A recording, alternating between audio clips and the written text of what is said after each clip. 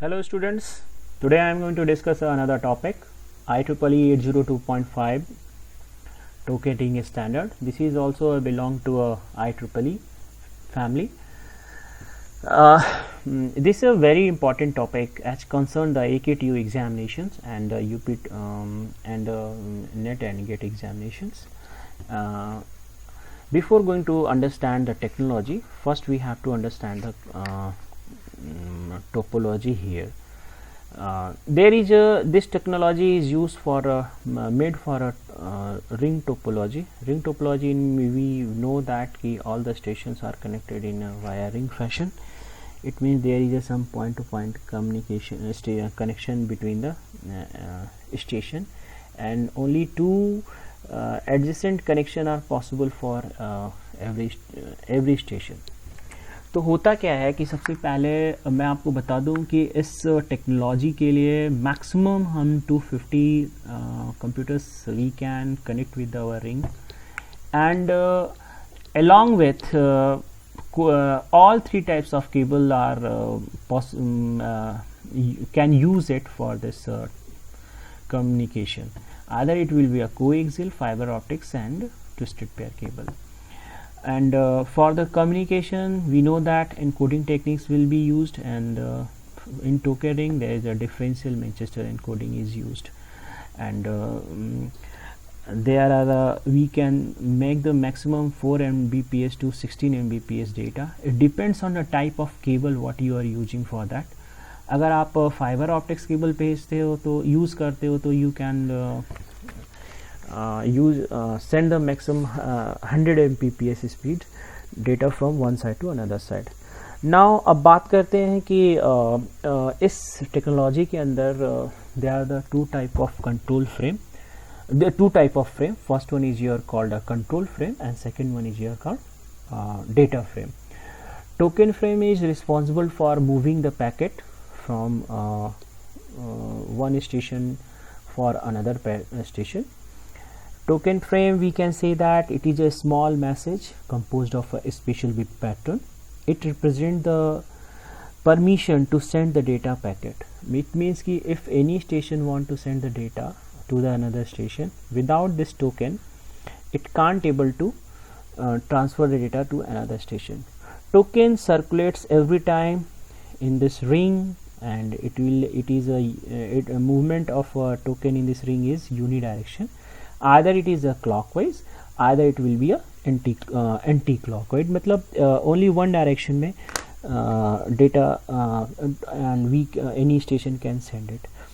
And if any station wants to send the data to the another station, it has to grab the token, and after getting the token, it will first check the token is free or not. If token is free, then it there put their data, and it will release the token on their network.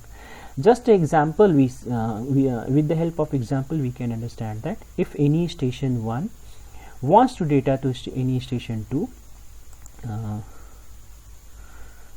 want to data to any station 2, then it has to wait for a token. A token is circulating around the ring every time. This time is suppose this is a clockwise direction. If station 1 wants to get the data to station 3, it just wait for a token which is coming from station 4.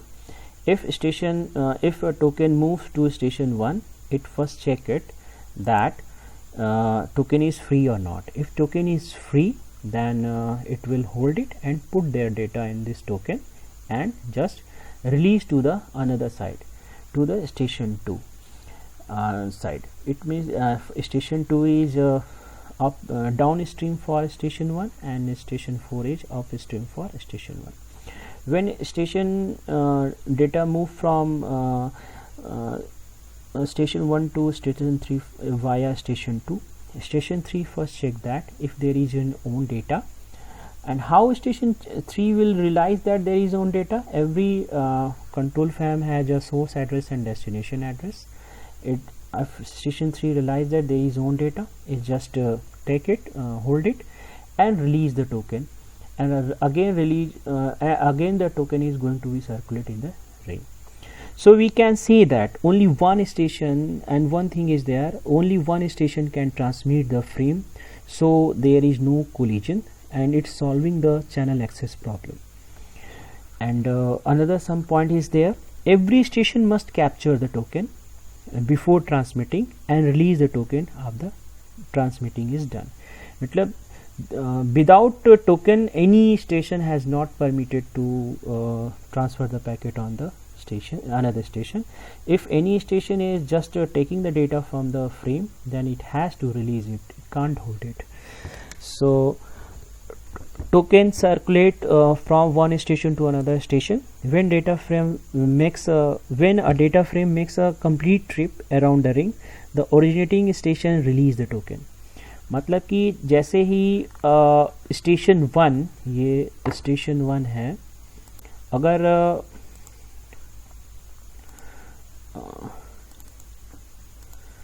Station 1 data send करता है station 3 को, तो इस data station 2 से होते हुए station 3 के पास आता है. स्टेशन 3 इस डेटा को ग्रैब करता है, एंड देन इस डेटा को ग्रैब करने के बाद स्टेशन 3 इस कंट्रोल फ्रेम के अंदर अपनी एक्नॉलेजमेंट भेजता है. Acknowledgement is assurity that data has been received by the receiver, and ये this token is move toward the station 1 via station 4, and when station 1 assume that recognize that their data has been received by the station 3, then it will release the token. So this is the concept, and generally that's why station, if any station waits for a token before sending the data frame. So now there is some also points we can see here.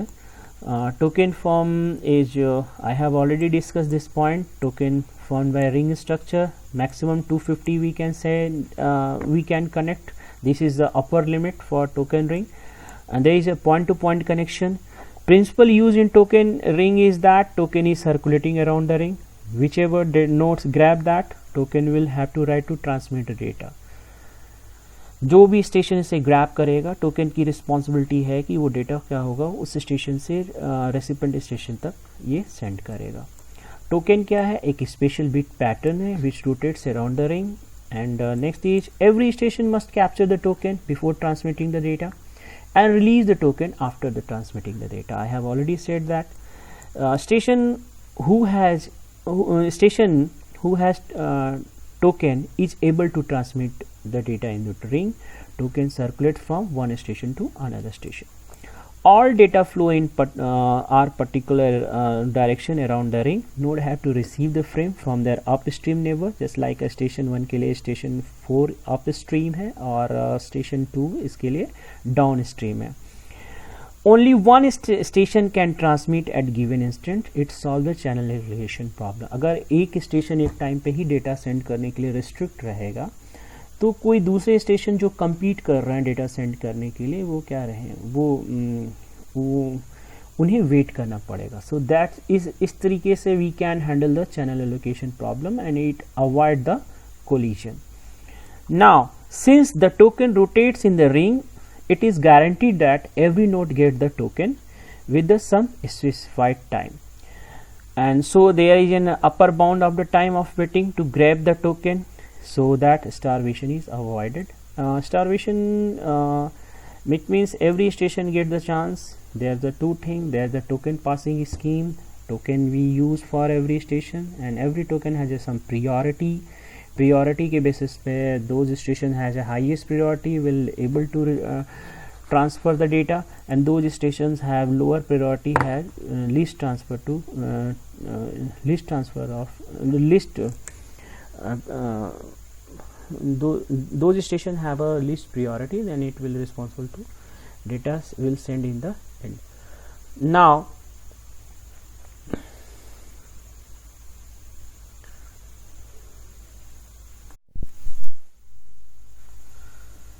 so we can say that token ring supports the priority, and we can get the excellent throughput under heavy load.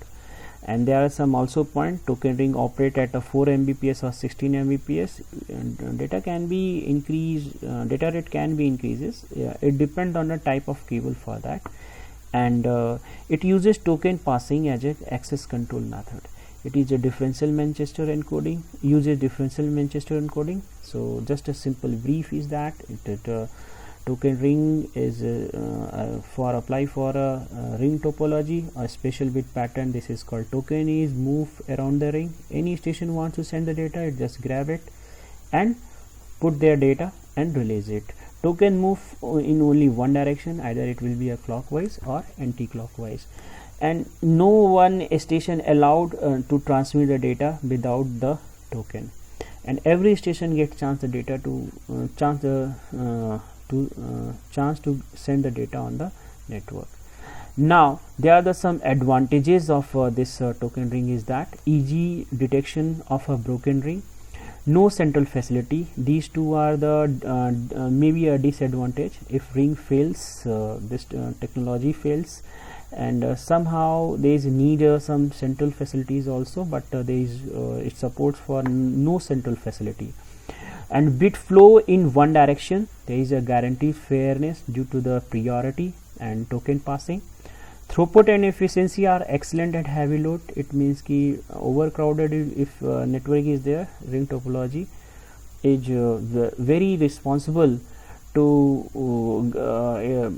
get the maximum throughput as compared to others. But one thing is there, one problem for in token ring is that ki latency sometimes we get the very high, and last point is that it has a maximum utilization of media and bandwidth.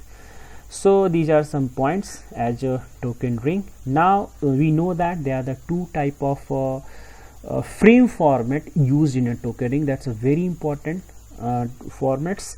First one is your data format, data frame, and second one is your token frame. So I have already discussed ring topology, unidirection, access control, token passing mechanism, encoding, differential Manchester encoding. So one by one I am going to explain the about the frame. First I will explain the data frame. Data frame have several fields. SD stands for your starting delimiters, AC stands for your access control, FC stands for your frame control, and DA stands for your destination address, SA stands for your source address, data, and this is data, and CRC for this field is used for cyclic redundancy is used for detecting the error. ED stands for ending delimiters, and FS stands for your frame status. So starting delimiters and ending delimiters, SD stands simply for the marking of this field is just simply used for marking the starting of a frame, and same is here. Ending delimiter is used for the marking the ending of the frame. Now about the source address and data destination address, these are the two fields also mandatory to recognize the source address and source station and destination address. There is again a 48-bit MAC address. Now CRC is used for error detection. If there is no any error during the communication, we can recognize by this error detection techniques. And now three things is next one is your data, what we want to send it. And now there is a FC stands for your frame control. Here is FC frame control. So this field is only used to recognize the data frames and the control frames. So we can say that how we will recognize that there is a data frame or control frame, we can get via this field. Now, and there is a frame status is a very important field of a data frame. Frame status. Now frame status we can see here there are the three fields. First in is called address bit, and C is called copied bit, and X is called reserved bit. There is a frame format of a frame status. So A represent that destination is present or not in the network. If destination is present, destination has copied the data frame or not, and X is reserved for a future use. So now only in frame status these two fields are very mandatory, very important. And so now we are going to understand the concept of frame status by their values.